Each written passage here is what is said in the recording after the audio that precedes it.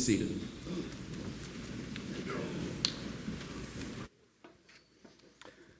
I'd like to take you back just for a few moments to 1996. Can you believe that's been 27 years ago? So think about this time of year, 1996. In the Knox household, I was preaching for a rural community about 70 miles northwest of Lubbock, sandwiched between Lubbock and Clovis, New Mexico. At the time, our family consisted of 3 little boys. We had a 7-year-old, a 4-year-old, and an infant that was born in July of 1996. So living in a rural community, one of the things I would tell the 2 older boys, on a Saturday morning, bright and early, what do you think about getting up, loading up the car, and we'll take your little brother with us, and you got to really cooperate for me since I'm going to have an infant with us. What do you think about driving to Lubbock and spending the day in Lubbock? Mom can stay at home alone. I'm sure she'll be brokenhearted and be missing all 4 of us for the whole day. But we're going to go to Lubbock and spend the day. Of course, they were always eagerly embraced such a plan, and I actually had a name for such events, and the name was Blowing Around. So I would just tell the boys, you guys want to go to Lubbock and go blow around? And they knew exactly what that meant. So that would usually entail a visit to Toys R Us. Toys R Us actually existed in 1996. And we had a little ritual in the parking lot. I'd get the boys out, and I'd hold Mitchell and his infant carrier. The 2 older boys, I said, okay, we have to stomp out those evil devils. The evil devils called the I wants. I want this, I want that. And we would physically stomp out those evil devils, the I wants, in the parking lot of Toys R Us. And we'd go in there, we would have a great time. I never heard the phrase, I want, while we were in there. I even had people compliment me on their good conduct, which was not always the norm for my boys. But we'd go there, we'd go out and eat, we'd go to the park, we'd go to the Science Spectrum in Lubbock, and we had some very specific rules that guided the experience of blowing around. Here are the rules. There is no schedule. We're not going to leave at a certain time. We're not going to go eat at a certain time. We're not on anybody's schedule. And I would explain that to the boys. This is blowing around. There is no structure. There is no deadline. There is certainly no schedule. And secondly, there's no set destination. If we want to go eat, when we go eat. If we want to go to the park, we want to go to the park. But we may decide in midstream we're going to completely change our course of action. So there is no set destination. And furthermore, there's no clear objective. We're not on a mission. There's no clear objective. We're just blowing around. And we're just going to go wherever the wind happens to take us. Now, here's what I'm curious about this morning. Does that describe your life? Well, there's really no clear objective. You're a little bit uncertain as to the purpose of your life, where you're going, where you're headed, what your plans are, even if those plans are very minimal in nature. During Call to Worship, I made reference to the passage that we looked at in Matthew chapter 12 regarding worrying over tomorrow and becoming consumed in worry and anxiety. We certainly want to do that. But on the other hand, the exact opposite on the spectrum, if you will, that I really lack general direction, lacking in purpose, lacking in intent, and not really sure where I am headed. So that's the question. As we end a year, and we're very close to ending, can y'all believe 2023 is going to be over just in a matter of weeks? And so you could very well be at a significant crossroads in your life, and you're standing here as this lady is, wondering, where am I headed? Do I have a sense of intent about my life itself? Is there some meaningful purpose as I strive to be a servant of God, as I strive to pursue His divine will? We're going to spend some time this morning in just one verse in Luke, going to the 13th chapter, verse 24, where he says, "Make every effort to enter through the narrow door, because many, I tell you, will try to enter and will not be able to." So I was looking over my notes yesterday, actually, just kind of a final look over. I call it the Saturday review for a sermon on Sunday, and I had one of those uh-oh feelings. You ever had one of those uh-oh feelings? I had one of those creeping uh-oh feelings. And I looked at this verse and I thought, okay, this is what I'm going to display for you to read this morning. This verse taken out of its context, and I realized I have not given proper background information. I've not given you the overall broader context of this statement. And so following that feeling, I thought, I think I really should read that whole section in Luke to give you a better appreciation for what Jesus is conveying in this significant verse in verse 24. So, beginning in verse 22 of Luke 13. Then Jesus went to the towns and villages, teaching as he made his way to Jerusalem. Someone asked him, Lord, are only a few people going to be saved? He said to them, make every effort to enter through the narrow door, because many, I tell you, will try to enter, will not be able to. Verse 24. Once the owner of the house gets up and closes the door, you'll stand outside knocking and pleading, Sir, open the door for us. But he will answer, I don't know you or where you are from. Then you will say, we ate and drank with you, and you taught in our streets. But he will reply, I don't know you or where you come from.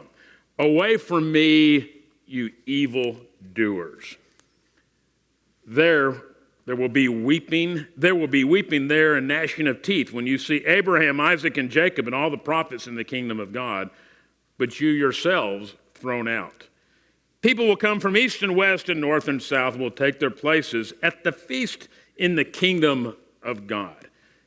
Indeed, there are those who are last who will be first, and first who will be last. And thus, the broader context, make every effort to enter through the narrow door, because many, I tell you, will try to enter and will not be able to. Curious this morning, what comes to your mind when you think of the word narrow? What sort of concepts do you associate with the word narrow? What just immediately comes to mind? If I use the term narrow, what immediately comes to your mind? Here's my list. This is what immediately came to mind. I think of somebody who's narrow-minded. You ever met that person who's a little bit narrow-minded? Our youngest son used to tell his mom, Mom, you're being ridiculous. Translated, he thought his mom was narrow-minded. So, you're being ridiculous, you're narrow-minded. And we've probably all encountered people that we think a little bit more objectively. Think a little broader, if you will. Be just more thoughtful in general. Don't be so narrow-minded. And so it has a negative connotation. I think of a narrow space. And I don't know about you, but I have teeny tiny leanings towards being claustrophobic. And so if you start telling me about a narrow space, I really don't appreciate it. I know trying to park my truck at Harris Hospital downtown in the parking garage, it can be a little narrow, and I start feeling claustrophobic even in parking my truck in a parking garage. So another negative connotation as well. And sometimes we think of a narrow list of choices. Oh, I wished I had a few more choices. And the choices that you're giving me, it feels like a real narrow list. But in this passage, Jesus equates narrow with life itself. And it doesn't have a negative connotation at all. It's a very positive connotation. It's equated with being life. Seek the narrow way, because that is where you find life. I want to also read Matthew's account, very similar passage, but it's worded somewhat differently in Matthew 7, 13 and 14. He says, for wide is the gate and broad is the road that leads to destruction, and many enter through it. But small is the gate and narrow the road that leads to life, and only a few find it. But in a similar manner from Luke's account, Luke chapter 13, this whole idea that narrow is equated with life. And it has a very positive and not negative connotation in terms of the way that the word is used. So I can't help but ask why. So I was reading this passage, why?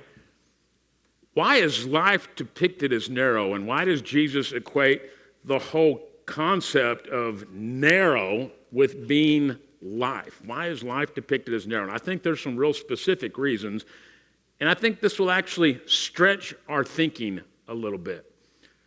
The narrow way takes us to places where difficult and sometimes painful choices have to be made. So let me illustrate here for a few moments. This is a passage we've looked at some weeks ago. The narrow choice is to love your enemies, Luke 6, 27 and 28. So in terms of God's will, what is expected of us, it's a narrow choice. We are given enemies, and the choice is to love. It's an exclusive choice. It's a narrow way. It's a narrow response. It's a difficult and often painful choice. Are you inclined to love your enemies? I'm not. I'll be very honest. I have some other thoughts regarding my enemies of things that I'd like to think about them, and maybe in some cases, things I'd like to do too. But as we think about narrow being life, we have to make some painful choices. It's a narrow choice. The only option is to love our enemies. And furthermore, the only option is to choose to have a forgiving spirit. That's accentuated in Luke 6, 37. It's pretty narrow too, isn't it? There's no, I'd like to harbor bitterness. Or furthermore, I would just plain like to refuse. No, I will not forgive that person based on the offense, based on the depth of what that person has done to me. But it's a narrow choice. Choose to forgive is the only option. Repeatedly in Luke's gospel, he is socially inclusive and not exclusive. So many people that he interacted with, including eating with tax collectors and sinners, he was duly criticized. And yet the only option is to be socially inclusive and not exclusive. We don't exclude people based on various situations. To choose to be a neighbor, I'm thinking about the parable of the Good Samaritan, Luke chapter 10, 36 and 37. Who's my neighbor? And he describes how this Samaritan helped this man who was beaten and left for dead on the road from Jerusalem to Jericho. That's the only option in terms of how we care for people and serve people, and how we define being neighborly is defined by Jesus. There's a narrow way. We choose. We make a conscious choice to be a neighbor in the way that Jesus defines being a neighbor. It's pretty narrow. These aren't easy choices, are they? Sometimes even being a neighbor, there's people I really don't feel like being neighborly to, and I certainly am not inclined to be a forgiving person by nature. These are difficult and painful choices, but yet represent very well the narrow way that leads to life. One quote, and I wish I could remember where I found this quote. I had this quote in my notes on this passage, and I can't remember who to give credit to, but the quote is as follows: "The gate is depicted as narrow because in any given situation full of many possibilities, believers are called to be indifferent." Now, I don't know about you, but when I was a little kid, I got in trouble for being indifferent. That was considered having a bad attitude. My mother would say, "I'm not going to have any of this indifference." So the manner in which this person is using the term indifferent is very unique.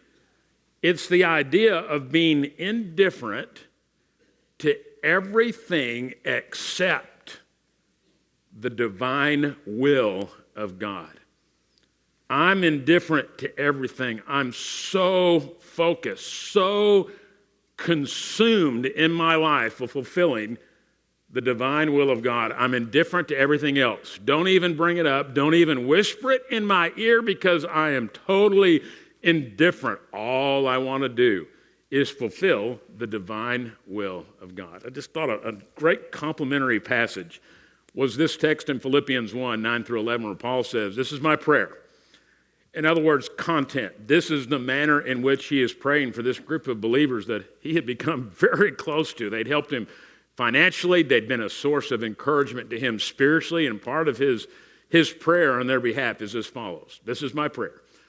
That your love may abound more and more in knowledge and depth of insight, so that you may be able to discern what is best." So what is best is God's will. So you can have a discerning spirit. You can discern what is best. I'm indifferent. What is best is God's will.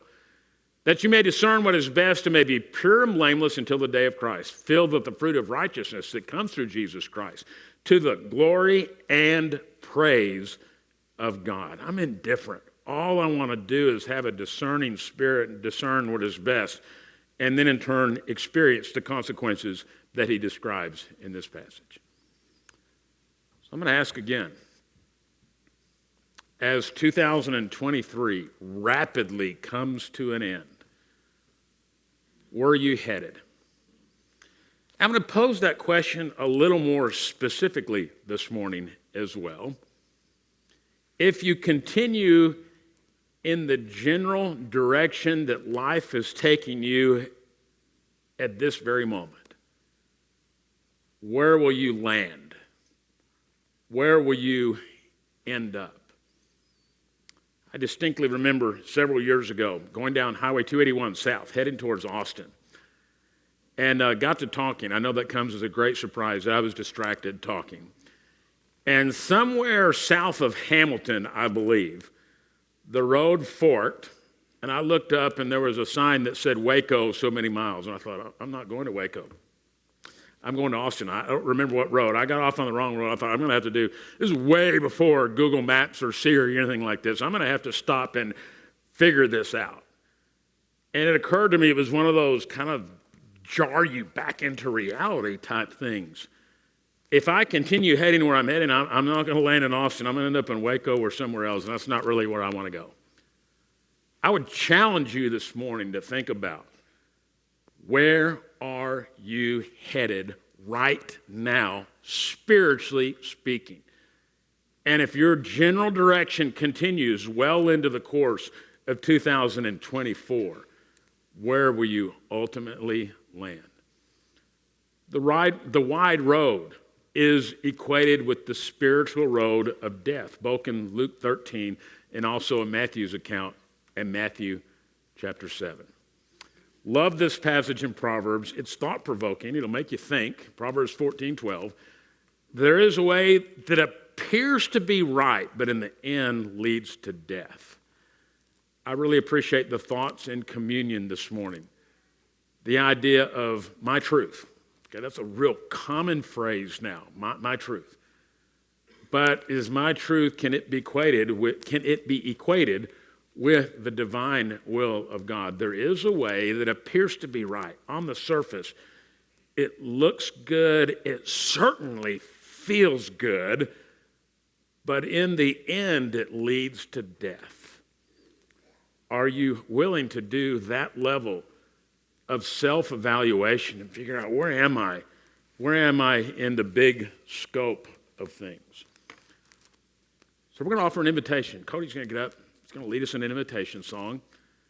And I think commonly during the invitation, we start thinking about, is it going to be Spring Creek today? Is it going to be Hofbrau today? We're thinking about those kinds of things. And I've even actually seen people leave during the invitation and go on and head on out. Maybe you can beat everybody else to lunch. I'd like to encourage us this morning to be a little more thoughtful than that, because we need to be thinking about the way of our very life this morning.